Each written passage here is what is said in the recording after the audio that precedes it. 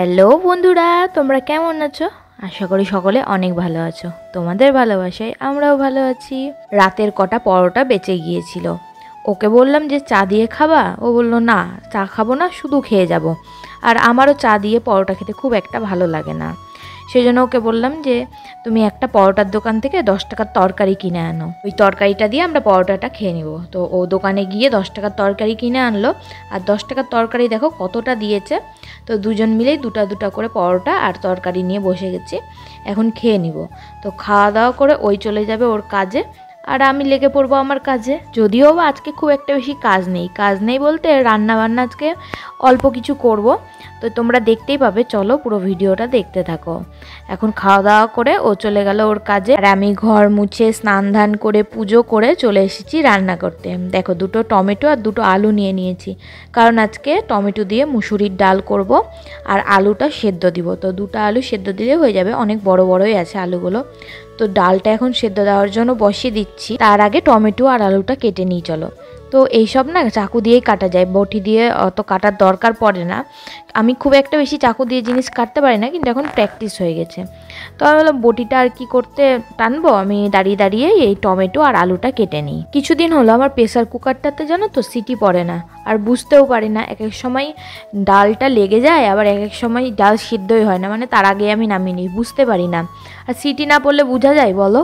তোমাদের দাদাভাই বেতন পেলে ভেবেছি এবার প্রেসার কুকারটা ঠিক করব। এর আগেও আরও একবার খারাপ হয়েছিল, ঠিক করে এনেছিলাম, কিন্তু আবার খারাপ হয়ে গেল। যাই হোক, টমেটোটা কাটা হয়ে গেল, কাঁচা লঙ্কাটা এখন কেটে নিচ্ছি।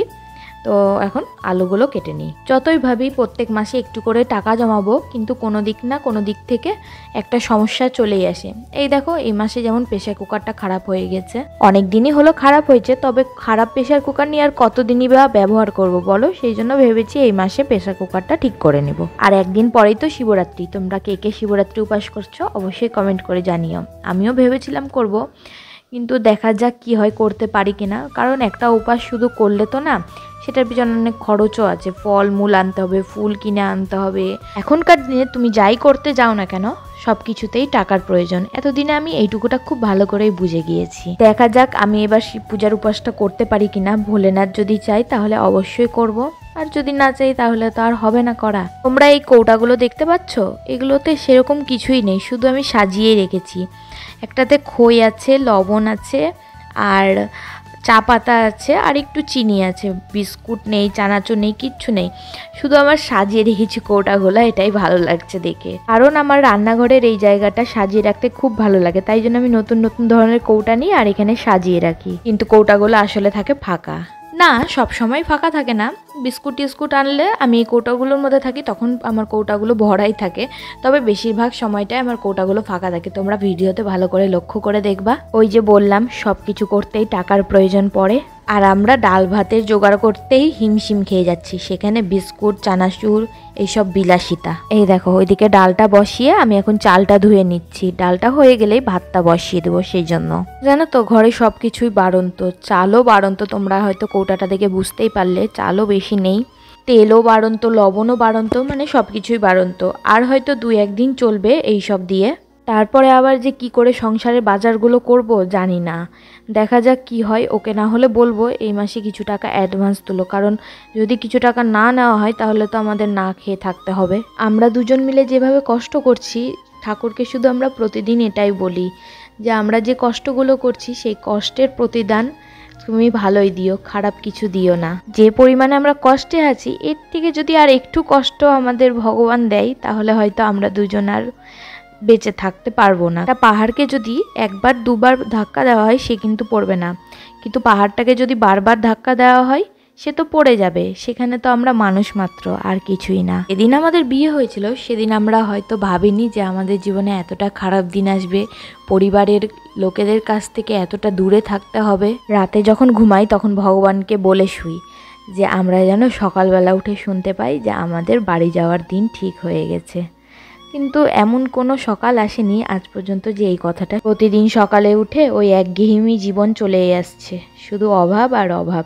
আর ভালো লাগছে না। এই কথাটা বলতে বলতে আমি নিজেও হাঁপিয়ে পড়েছি। জানি না তোমাদেরকেও আমি কবে বলতে পারবো ফাইনালি আজ আমরা বাড়ি ফিরে যাচ্ছি। 2024 সালে দুর্গাপূজাটা আমাদের এতটাই খারাপ গেছে, ভেবেছিলাম 2025 সাল আস্তে আস্তে হয়তো সব ঠিক হয়ে যাবে, কিন্তু দেখো আজ 2025 সালের ফেব্রুয়ারি মাস, কিন্তু এখনো পর্যন্ত কিছুই ঠিক হলো না। আর এবার দুর্গাপূজাটাও তো খুব তাড়াতাড়ি দেখলাম, সেপ্টেম্বর মাসের ওই শেষের দিকে। এই বছর দুর্গাপূজাতেও আমরা আর বাড়ি ফিরে যেতে পারলাম না। 2023 সালের নভেম্বরের 3 তারিখ থেকে আজ 2025 সালের 25 তারিখ হতে চললো। এই কয়েকটা বছর বা মাস যাই বলো না কেন, আমার প্রত্যেকটা দিন চোখ থেকে জল বেরিয়েছে। এমন কোনো দিন নাই যে আমার চোখ থেকে জল বেরায়নি।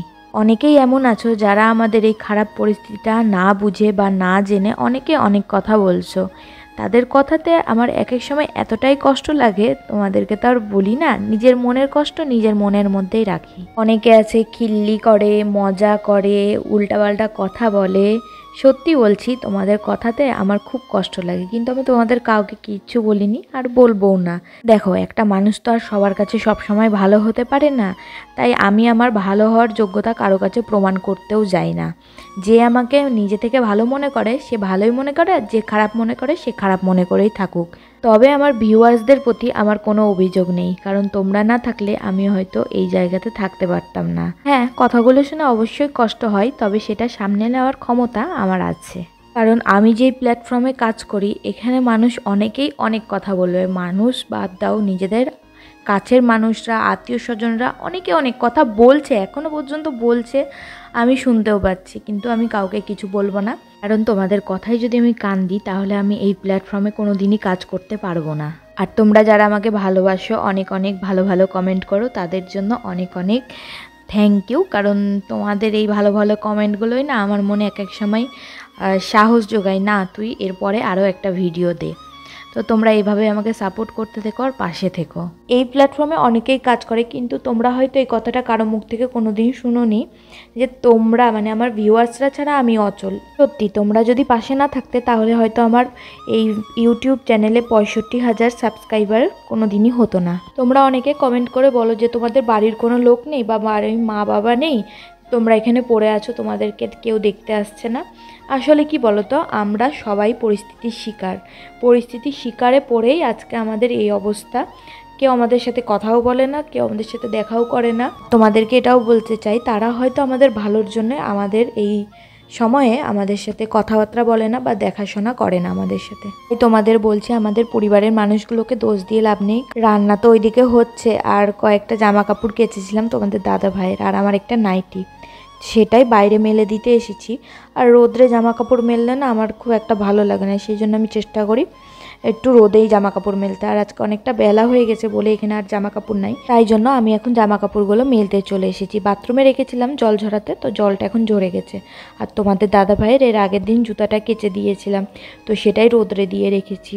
ওখানে শুকিয়ে গেলে আবার উঠিয়ে নেবো। খুব ভালো রোদ পড়ে জানো তো ওই জায়গাটাতে। কতদিন হয়ে গেল আমি ঠিক মতো সাজিনি, মানে ভিডিওর থ্রুতে যা সাজা, মানে সাজুগুজু করে কোথাও ঘুরতে যাব বা ভালো মন্দ কিছু। জানো তো আমাদের মনটা এখন এমনভাবেই ভেঙে গেছে যে কোথাও ঘুরতে যেতে, মানে এখানেই ধরো আশেপাশে কোথাও ঘুরতে যেতেও একটুও ভালো লাগে না। খুব দরকার না পড়লে আমরা বাড়ি থেকে বেরাই না, তোমরা দেখতে পাও হয়তো ভিডিওতে। তো শুধু দোকানে যাই বা বাজারে কোনো দরকার পড়লে বাজারে যাই, ব্যাস এইটুকুটাই, এর থেকে বেশি আর কিছু না। আমাদের দুইজনেরই ইচ্ছা, আমরা যদি কোথাও ঘুরতে যাই তো সবার আগে যাব আমাদের বাড়ি, তারপরে অন্য চিন্তা ভাবনা। কারণ এখন মনের মধ্যে শুধু ওটাই আছে যে বাড়ি কবে ফিরে যাব। তাছাড়া কোথাও ঘুরতে যেতে একদমই মন চায় না, বিশ্বাস করো।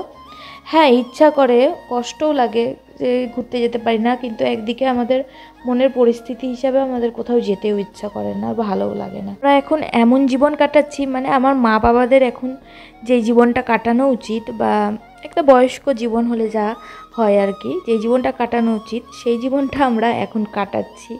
মানে আমাদের কোনো ইচ্ছে নেই, কোনো শখ নেই, কোনো আহ্লাদ নেই, সবই আছে, কিন্তু পরিস্থিতির চাপে পড়ে সব কিছু আজ বন্ধ।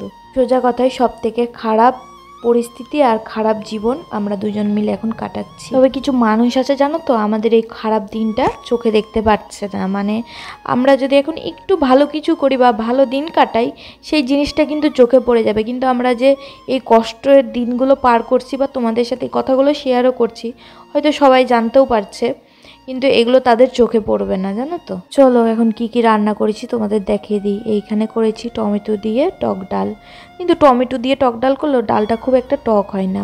আর এইখানে শুকনো লঙ্কা দিয়ে আলু সিদ্ধ মেখেছি, সর্ষের তেল ছিল না তাই সাদা তেল দিয়ে আলু সিদ্ধটা মেখে নিয়েছি, আর সাথে একটু শশা কেটে নিয়েছি। আর দেখো এখানে কটা বাসন আছে, এখন তো জল নাই, রান্নাবান্না এদিকে হয়ে গেল আমার, এখন শুধু ভাতটা হচ্ছে। তো জলটা আসার পর সব ধুয়ে নিব আর গ্যাসটাও ভালো করে মুছে নিব। আর এখন দুজন মিলে খেতে বসে গেছি, খুব খিদে পেয়ে গেছিলো। আর আজকে ওর আস্তে আস্তে অনেক বেলা হয়ে গেছিলো। আজকে খাবারটা না খুব ভালো লেগেছে খেতে, কারণ টমেটো দিয়ে ডাল আমার খেতে খুব ভালো লাগে। তবে টক খুব একটা বেশি হয়নি, তাই মোটামুটি হয়েছে। তো যাই হোক, ভালোই হয়েছে।